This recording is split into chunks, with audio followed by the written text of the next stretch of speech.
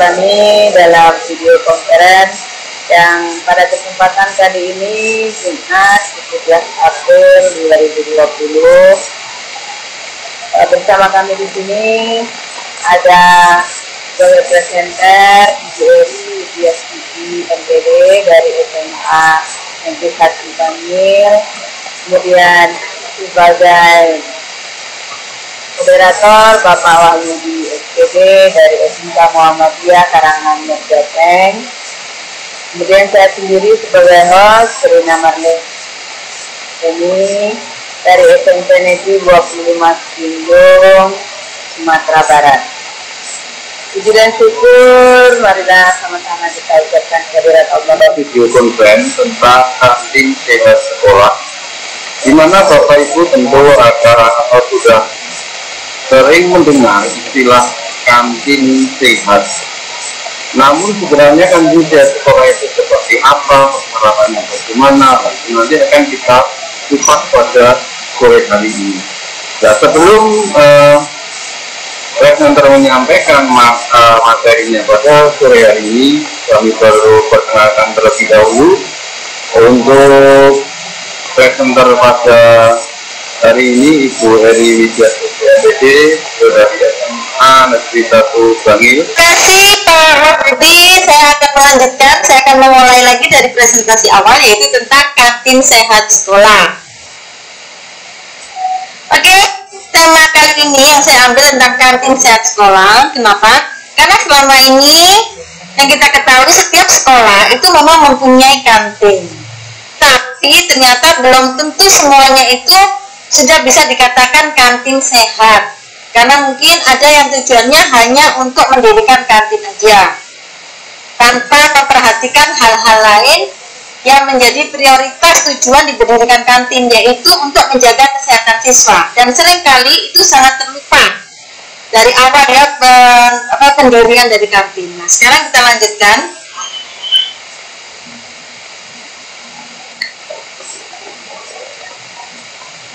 Oke, ternyata berdasarkan data yang ada, 40% sekolah di Indonesia kita itu tidak memiliki kantin sekolah, dan 36%-nya itu mempunyai kantin sekolah tapi masih di bawah standar.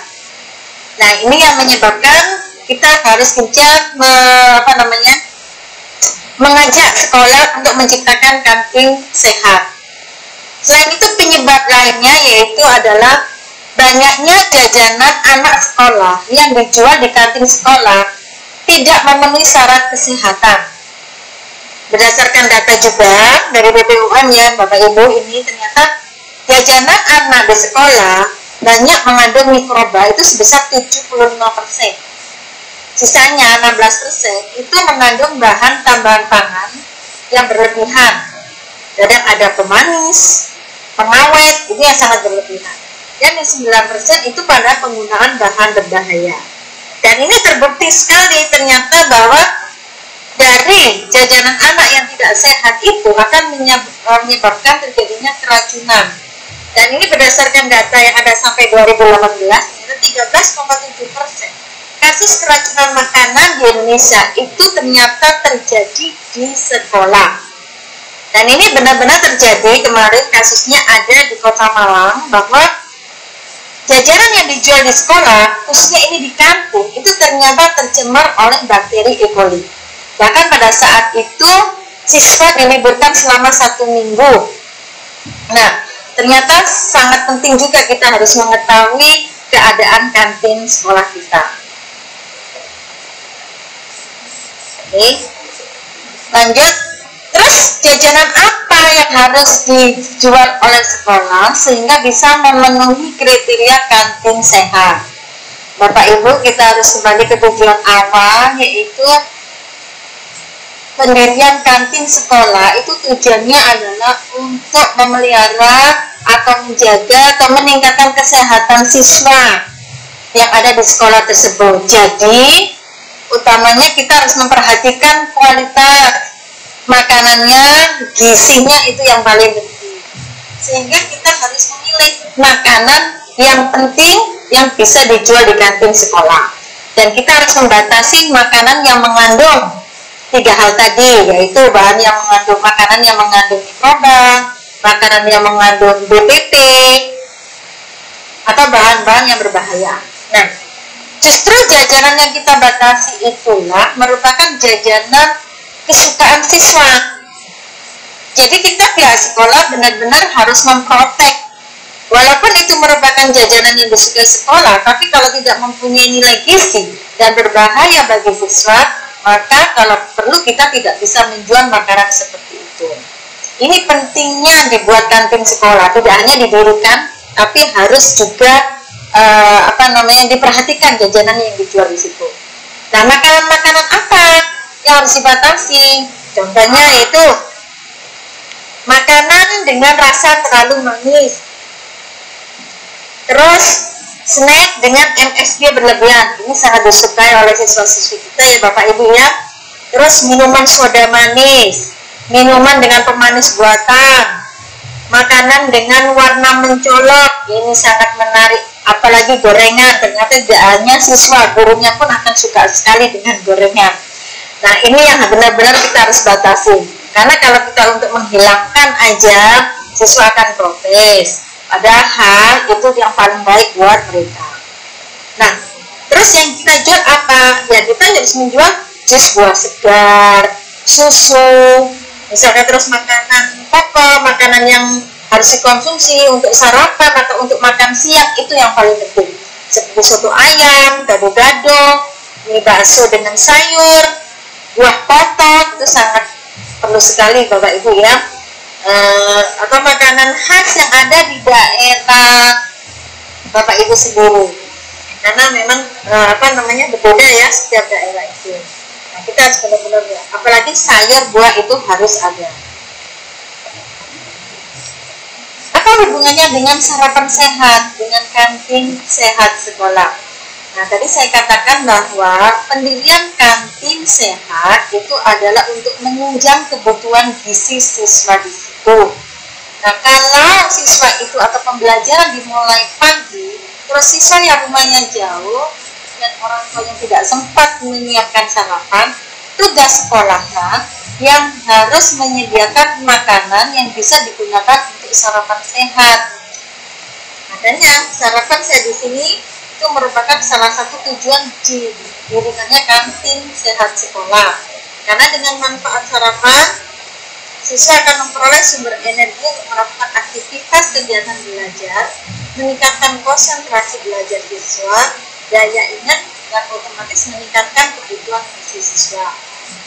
Terus menu sarapan sehatnya bagaimana? Nah, ini bukan makanan yang tadi seperti gorengan, mengandung pemanis, itu bukan menu sarapan sehat, tapi adalah makanan yang mengandung protein tinggi seperti telur, mengandung kadar serat tinggi seperti sayur dan buah-buahan, dan mengandung kadar lemak rendah yang tidak berlebihan.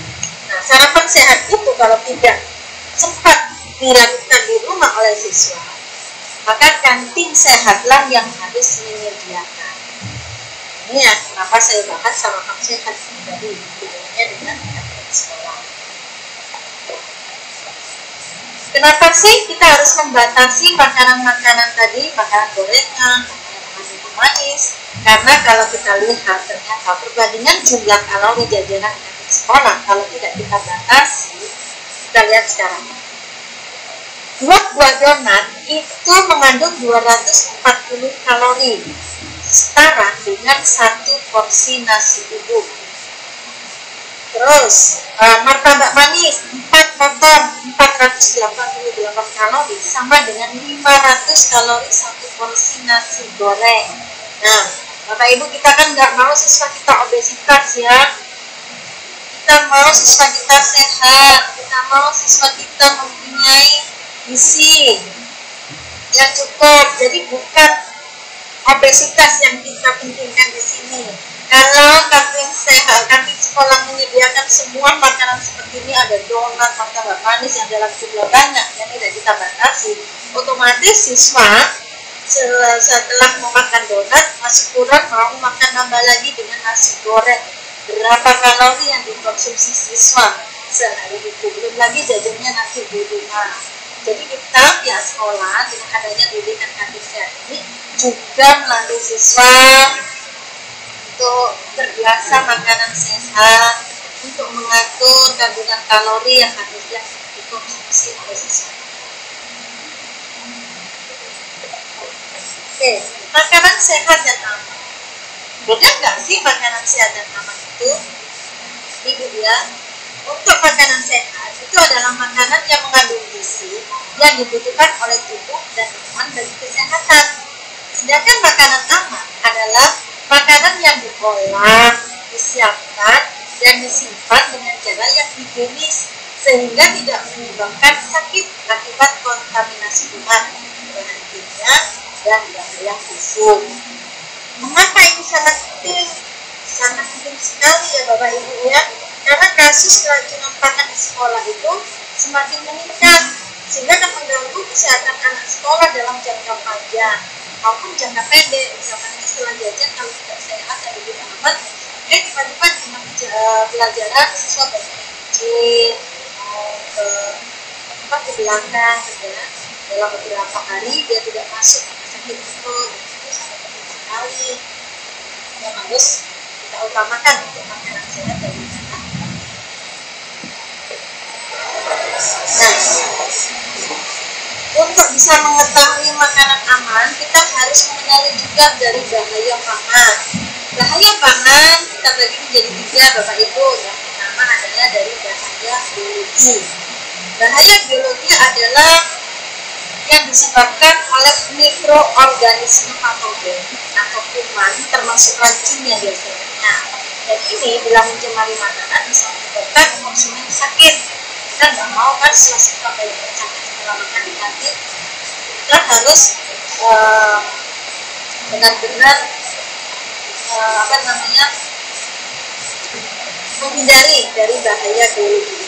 Mas siswa kan bisa sakit tipes, sakit kuning atau hepatitis atau diare, mual muntah. Ini adalah penyebab akibat dari adanya bahaya biologi.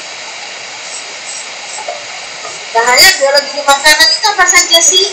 Ya, kalau kita lihat makanan yang sudah berdosa, terus timbul adanya jamur, kapang yang bisa menghasilkan toksik, atau yang mengandung bakteri patogen dan virus bakteri.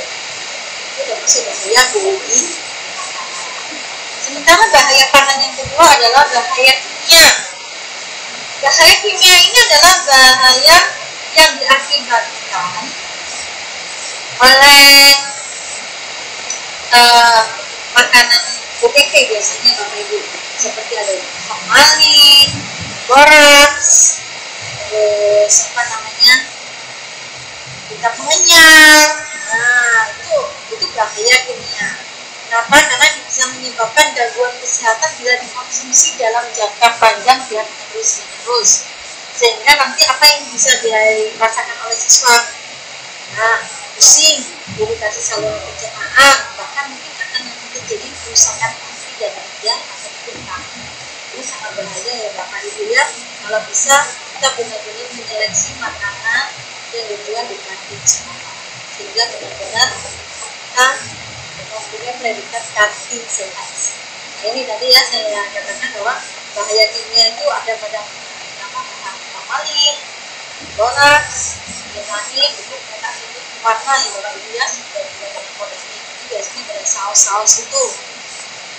Kalau misal Bapak Ibu suka ya kantinnya banyak yang jual cilok, kerupuk, pasti banyak saus-sausnya, saus yang macam itu banyak mengandung. Oke, sekarang kita masuk ke bahaya pangan 3. Kalau bahaya pangan 3 ini adalah bahaya fisik. Contohnya seperti apa bahaya fisik ini? Nah, biasanya kalau penjamak makanan atau penjajah makanan yang ada di kantin sekolah pada saat pengolahannya masih kurang bersih, mungkin ada staples, isi staples ya, bukan sih, isi staples yang masuk ke kue atau ke mie atau pecahan batu kerikil atau malah rambut ya. Kalau itu ya kita kan kita lihat itu mau makan ternyata ada rambutnya, itu bahaya fisik. Nah ini bisa melukai, bisa menyebabkan luka di mulut atau kerongkongan, terus kerusakan pada usus atau kerusakan pada gigi. Tiba-tiba anak makan ternyata kena kerikil, tiba-tiba giginya putus. Nah itu juga bisa membahayakan siswa juga. Nah, lalu bagaimana kita bisa mewujudkan kantin sehat di sekolah itu? Apakah cuma hanya memproteksi dari makanan yang akan kita jual? Apakah hanya dari membatasi makanan-makanan yang tidak sehat itu? Ternyata untuk mewujudkan kantin sehat sekolah itu ada 4 pilar Bapak Ibu. Yang pertama adalah komitmen dan manajemen. Komitmen dan manajemen ini itu berasal dari komitmen pimpinan sekolah dan komite sekolah. Kalau mereka berkomitmen untuk menjaga kesehatan siswa, meningkatkan nutrisi gizi siswa, otomatis pihak sekolah akan mempunyai keputusan atau ketetapan yang harus dijalankan oleh pihak kantin sekolah atau untuk kesepakatan dengan penjama atau penjajah makanan yang ada di sekolah. Benar-benar mulai dari awal ya Bapak Ibu, dari atasan dulu yang harus mempunyai komitmen. Selain itu sumber daya manusia itu yang bagaimana? Ya penjama dan penjajah makanan itu yang kita latih Bapak Ibu, karena yang menyediakan makanan itu mereka. Penjama makanan, kalau penjama makanan itu berarti yang biasa ngadeni di kantin itu, mereka harus tahu aturan untuk menjaga makanan, misalkan aja harus pakai jengkol, terus untuk mengambil makanan harus pakai jengkol, terus tidak boleh pakai perhiasan yang berlebihan karena bisa mengkontaminasi virus ke makanan.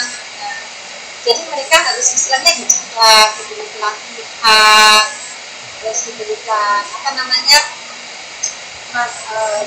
penjelasan tentang mana yang bisa dilakukan dan mana yang tidak. Terus sarana dan prasarana sekolah ini disediakan oleh sekolah. Kalau sekolah memang tadi fokus dari awal untuk membentukkan perusahaan sekolah, berarti dia harus membangun kantin yang benar-benar sehat. Ventilasinya harus ada, harus cukup. Terus sanitasinya juga harus ada. Ruangannya juga harus memenuhi syarat. Misalkan tidak boleh berdekatan dengan kamar mandi atau WC. Itu juga harus diperhatikan karena sekolah ini. Terus yang keempat adalah mutu pangan. Mutu pangan pada saat benar-benar makanan itu mau dijual di sekolah, kita juga bisa bekerja sama dengan dinas kesehatan. Mungkin aja dinas kesehatan sama tim juga untuk melihat makanan yang akan dijual di sekolah. Tentunya ini benar-benar memenuhi syarat nggak untuk dijual di sekolah. Oke Bapak Ibu, mungkin itu aja yang bisa saya jelaskan tentang kantin sehat sekolah. Terima kasih banyak kepada Bu Yeri yang telah memaparkan materinya. Kepada Bapak Ibu dan Ibu Ayah, nah ini ada satu pertanyaan dari Bu Wiwi. Bagaimana mewujudkan kantin sehat di sekolah? Karena pihak sekolah tidak bisa membatasi makanan-makanan yang dijual di kantin. Silakan Ibu Wiwi. Oke, Bu Nina, makasih untuk menjawabnya pertanyaan dari Ibu Wiwi. Oke, berarti kalau sekolah tidak bisa membatasi, berarti sekolah belum komitmen tentang kantin sehat sekolah. Mungkin sekolah lebih memprioritaskan meningkatkan hasil, bukan meningkatkan gizi siswa. Dan ini sering kali, dan ini sudah sering terjadi di sekolah ya Bu ya, yang ingin penghasilan terbesar dari kantin ini. Karena kita tidak memungkiri bahwa penghasilan yang diperoleh dari kantin ini ternyata besar juga. Nah, kalau sekolah itu tidak komit dalam meningkatkan gizi siswa, tidak komit dalam menciptakan kantin sehat, maka dia tidak akan membatasi jumlah makanan yang dijual. Tapi kalau sekolah itu komit tentang gizi siswa, maka dari awal pihak pimpinan sekolah akan menerapkan kebijakan tentang pembatasan makanan yang dijual di sekolah harus sesuai dengan gizi siswa. Jadi itu ya Bu Wiwi ya, dari komitmennya pihak sekolah. Kalau pihak sekolah komit meningkatkan hasil bagaimana memperoleh pendapatan yang tinggi dari kantin, ya tidak bisa Bu. Tapi kalau komitmen untuk meningkatkan gizi siswa, ya harus dibatasi. Itu jawaban saya Bu Wiwi. Ya, itu jawaban dari penjelasan dari Bu Wiwi. Bagaimana Bu Wiwi? Kalau ada yang mau ditanyakan lagi. Oke. Ibu Wiwi sudah bisa memahaminya Bu Eri.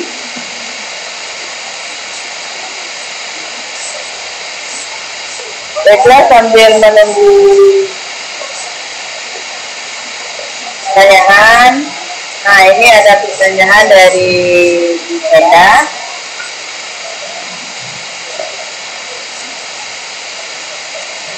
Bagaimana sekolah mengontrol kantin agar selalu sehat?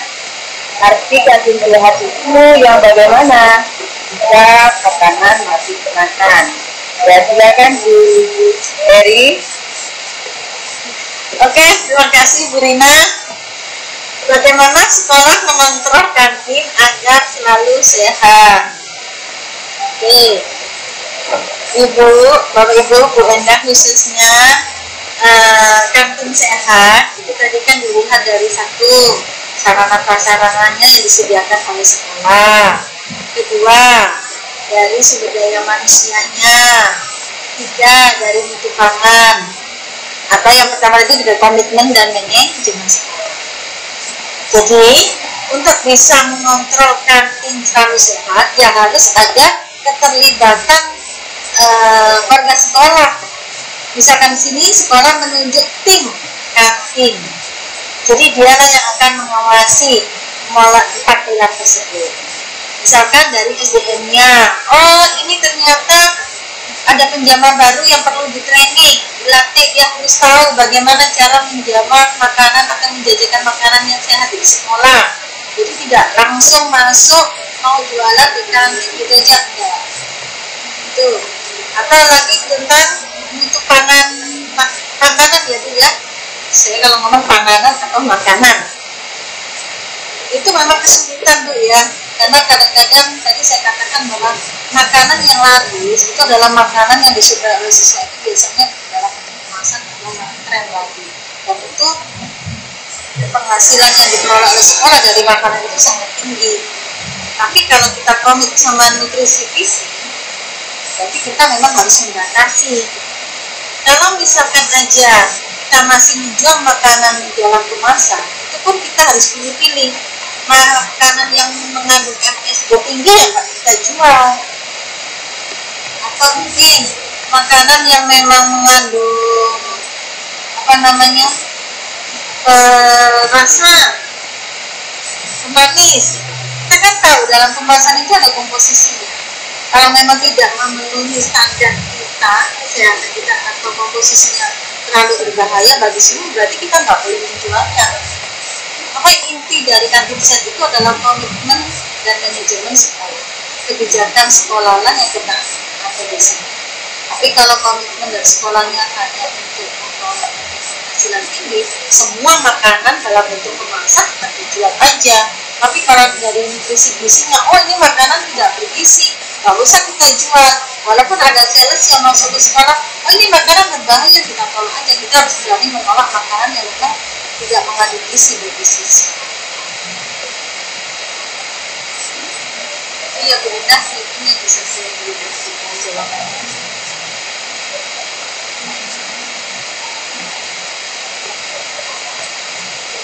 Bagaimana Bu Endah?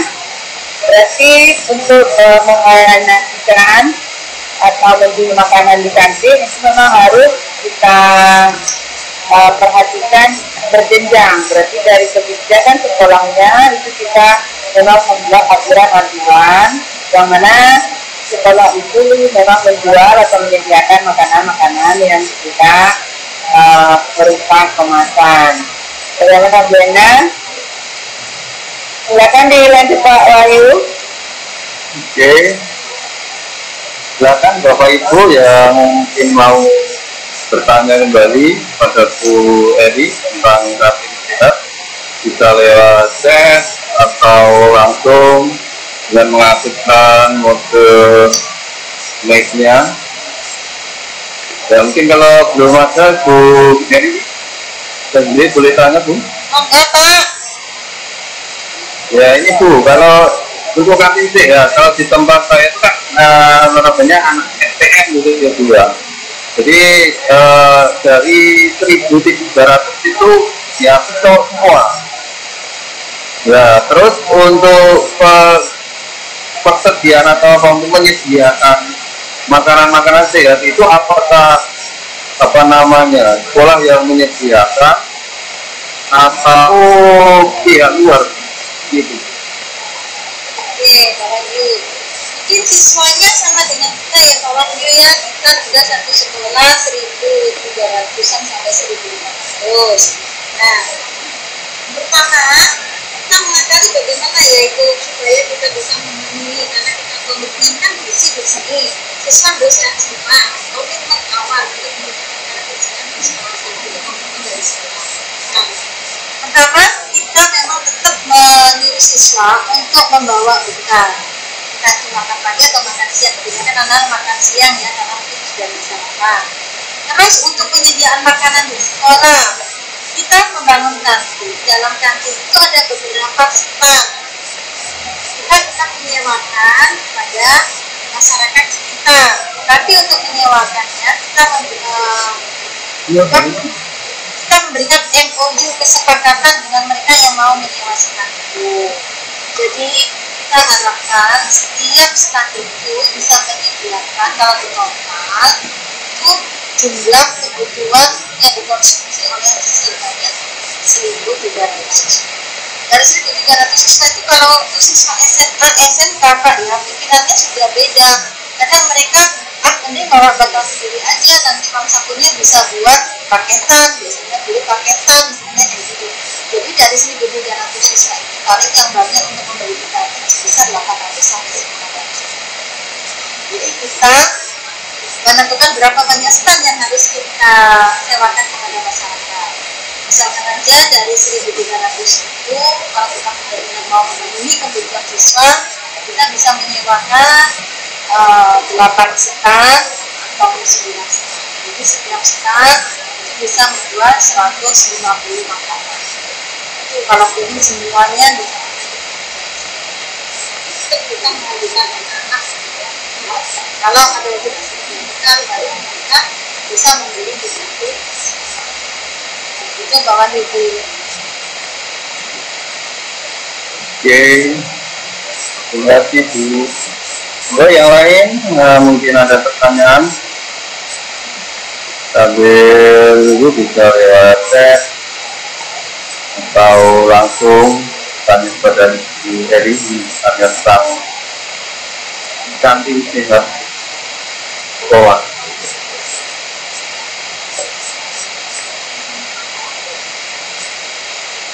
Mungkin cukup.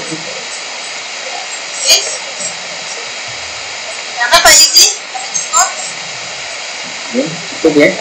Monggo Bapak Ibu yang belum akses untuk absen terlebih dahulu. Linknya sudah kami share di chat. Oke, demikian. Cukup ya. Saya kira demikian Bapak Ibu yang kami hormati untuk video konten pada ini tentang sehat, biasanya dibuat di Eri Wijayadi. Kami selaku moderator mohon maaf apabila dalam memandu kegiatan ini banyak salah, banyak kekurangan karena suatu hal yang ternyata sudah sinyal ternyata ini sudah bermasalah. Dan lagi kami mohon maaf Semoga kegiatan kita pada hari ini bermanfaat. Selanjutnya kami kembalikan kepada kepada Ibu Rina Marleni. Terima kasih. Assalamualaikum warahmatullahi wabarakatuh.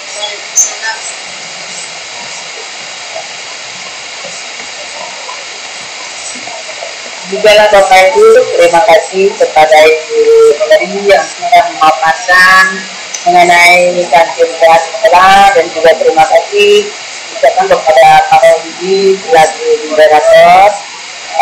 Mungkin di sini dapat kita simpulkan bahwa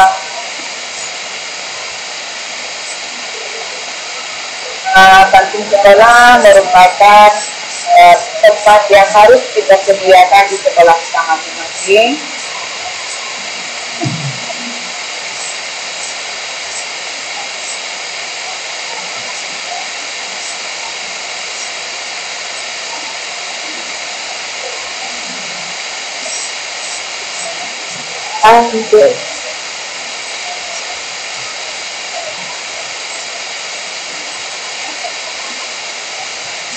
Dari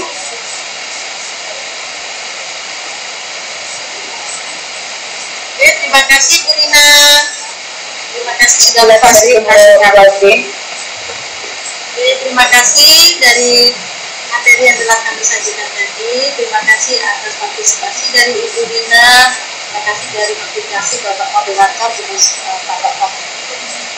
Mungkin dari presentasi saya masih ada yang kurang, masih yang belum sempurna. Saya selaku presenter di sini minta maaf. Oke, dari sini saya kembalikan ke Bu Rina. Terima kasih atas perhatian.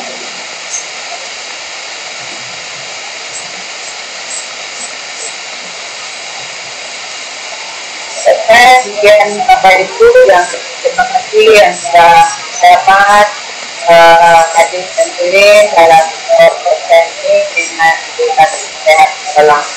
Kami sudah sebut saya Rina Marleni, Bapak Widi, Direktur PTS,